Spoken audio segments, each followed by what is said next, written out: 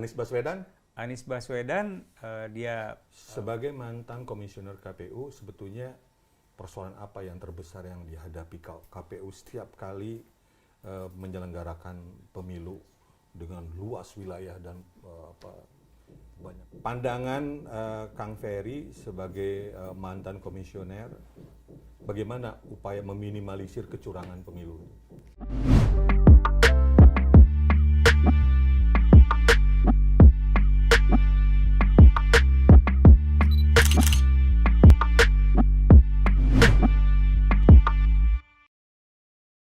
Oke, Kang Ferry, ini pertanyaan santai, refresh. Ya, jadi Kang Ferry sebutkan 2 kata.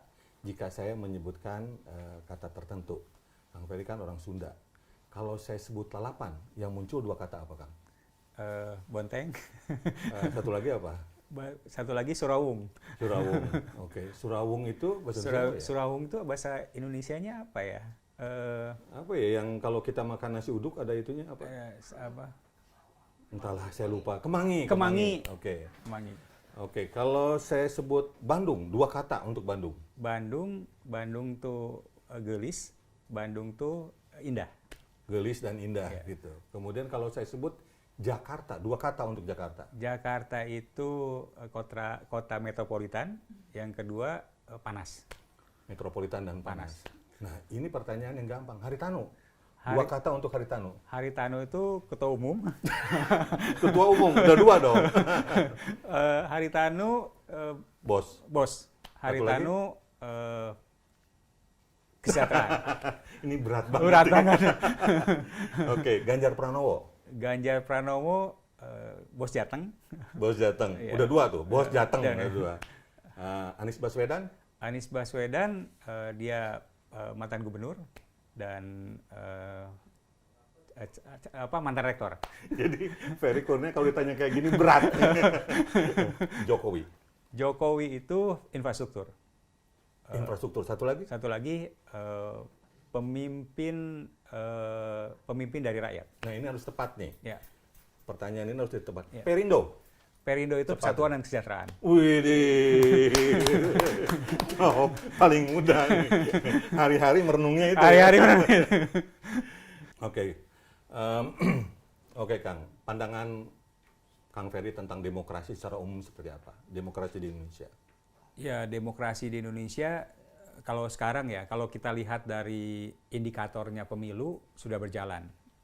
Jadi aktivitas mungkin sudah agak jauh meninggalkan banyak negara terkait dengan soal kepemiluan karena prosesnya sudah luar biasa. Tapi bisa jadi dari indikator-indikator yang lain masih perlu kita berbenah. Misalnya soal kebebasan sipil atau misalnya bagaimana terkaitan dengan soal hak-hak sipil misalnya.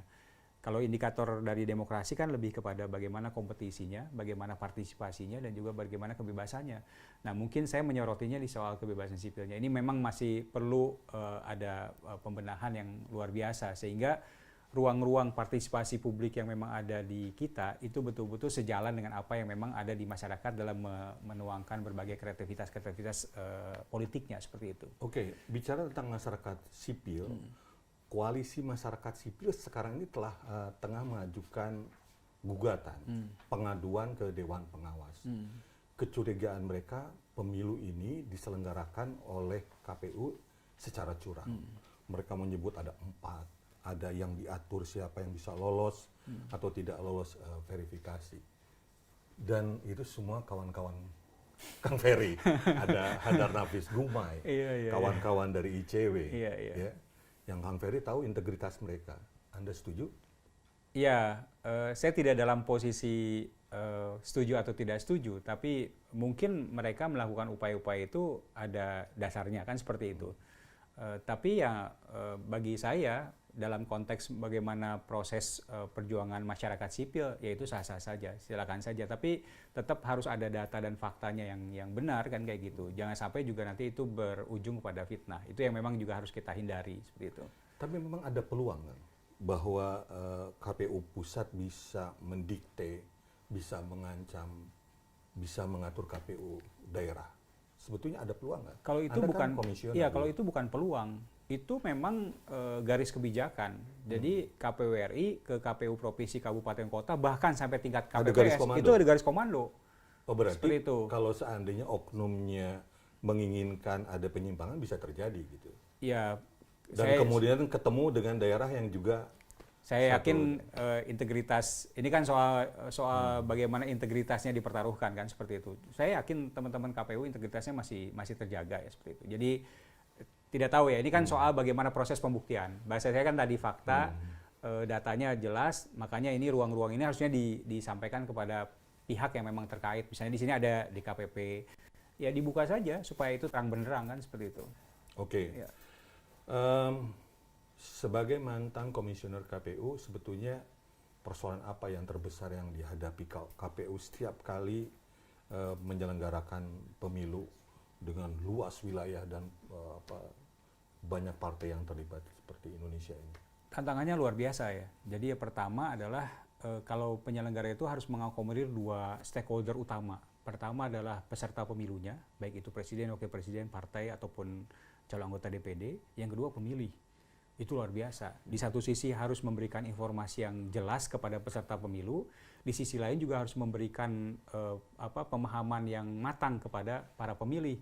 Jangan sampai pemilih kan tidak paham segala macam kayak gitu. Itu yang saya pikir dua tantangan terbesar yang ada di KPU. Nah, tantangan teknikalitasnya ini terkait dengan tahapan-tahapan yang memang agak problematik. Misalnya soal kemarin verifikasi partai, yang nanti adalah soal pencalegan, nanti soal kampanye, pengaturannya, terus soal daftar pemilih, dan yang paling pentingnya lagi adalah soal pemungutan penghitungan suara. Itu yang saya pikir harus kekuatan kolegialitas di penyelenggara itu harus betul-betul terbangun sehingga nantinya tidak akan ada problem. Nah, itu biasanya seperti itu. Nah, bagi kita kalau dulu saya di penyelenggara memang harus membangun seperti itu, sekarang saya di partai politik ya mengupayakan supaya ya KPU sesuai dengan tracknya saja melayani kita. Apa informasi yang dibutuhkan, apa yang harus dikerjakan dan lain sebagainya kayak gitu. Oke, Kang Ferry, apa kabar nih koalisi non parlemen? Baik. Baik ya. Jadi kan Agustus lalu ya. Setelah itu masih ada pertemuan-pertemuan informal. Beberapa ini belum ya, tapi kemarin di akhir-akhir Desember itu masih ada pertemuan. Jadi terakhir itu pertemuan antar sekjen. Itu sudah tetap dibangun. Jadi komunikasi kita terus membangun. Jadi gini, membangun Indonesia itu tidak hanya cukup dengan figuritas, tapi membangun Indonesia itu harus butuh narasi besar, gagasan besar.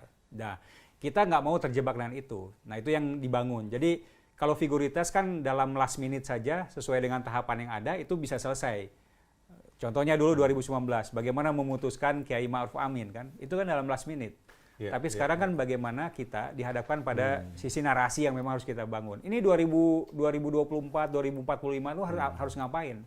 Itu harus saya pikir dengan narasi dan gagasan-gagasan yang ada harus dibangun seperti itu. Itu yang memang kita juga diskusikan terus intens dengan teman-teman non parlemen. Dan di koalisi non parlemen saya lihat sih inisiatornya Perindo. Iya, betul. Ya, Perindo. Dan di sana lagi-lagi ada nama Kang Ferry. Akan kemana tuh arahnya itu? Karena kalau di total kan lumayan besar. 9,7%. Itu dia, itu cukup menggiurkan. Ya. Tapi agak dipepet-pepet oleh KIB itu, betul Kang? Enggak juga. Ya. Kayaknya kita punya preferensi sendiri kan. Tapi pilihannya kan tergantung dari partai masing-masing sebenarnya. Cuman kan tadi kita membangun, jadi dua hal tadi, membangun gagasan dan membangun figuritas. Kalau gagasannya sama, figurnya pasti akan ngikutin kan kayak gitu. Jadi jangan figur dulu baru gagasan kayak gitu. Jadi ini yang gagasan juga dulu, ya gagasan kita sama semuanya pasti akan lari pada figur yang memang kita akan tuju. Itu masih kita terus silaturahim dengan mereka seperti itu. Oke, nah ini terkait dengan gagasan. Gagasan itu kan bisa tumbuh jika iklim demokrasi pemilihan berlangsung secara sehat. Gitu kan. Pandangan Kang Ferry sebagai mantan komisioner, bagaimana upaya meminimalisir kecurangan pemilu? Iya, banyak faktor ya yang harus kita lakukan. Yang pertama adalah tentunya bagi kita pemahaman di 3 stakeholder utama. partai atau pasangan calon, pemilih dan penyelenggara itu harus betul-betul sama. Jadi segurusi ilmunya itu benar-benar sama. Kitab suci yang dibacanya itu betul-betul sama kan kayak gitu. Itu yang harus kita inikan. Yang kedua ya saya pikir penegakan aturan. Jadi kalau memang sudah seperti aturannya ya dijalankan. Jangan sampai nanti aturannya seperti itu tapi belok ke kanan, belok ke kiri. Nah itu yang memang agak melenceng-lenceng. Nah yang ketiga soal integritas kedirian dari komisioner itu sendiri, itu juga harus diutamakan. Ya. Dan lumayan berat ya Kang ya. Ya. Di awal tahun 2023 justru figur ketua yang dipersoalkan. Betul. Oke, kalau kita lihat ya peta penguasaan kursi di daerah Perindo cukup signifikan. Ya. Hanya satu, Jakarta sama sekali nggak dapat kursi kan ya? Benar kan? Iya, jadi kalau kita lihat dari hasil pemilu legislatif 2019, anggota DPRD Provinsi dan Kabupaten Kota Perindo itu 408 orang. Wow. Luar biasa. Iya. Ini memang yang non-parlemen yang besar lah seperti itu. Tapi memang untuk Jakarta kita tidak ada. Justru ini yang memang menjadi catatan kami, kita evaluasi dan nanti insya Allah mudah-mudahan di 2024 ini Jakarta bisa kita kuasai. Salah satu targetnya. Salah satu target. Apalagi ada kawan-kawan kami dari partai ini ya insya Allah bergabung juga dengan kita. Teman-teman generasi milenial, zilenial juga banyak yang bergabung dengan kita. Jadi kita punya keyakinan untuk Jakarta itu insya Allah akan dapat kursi seperti itu. Untuk DPRD-nya ya. Ya.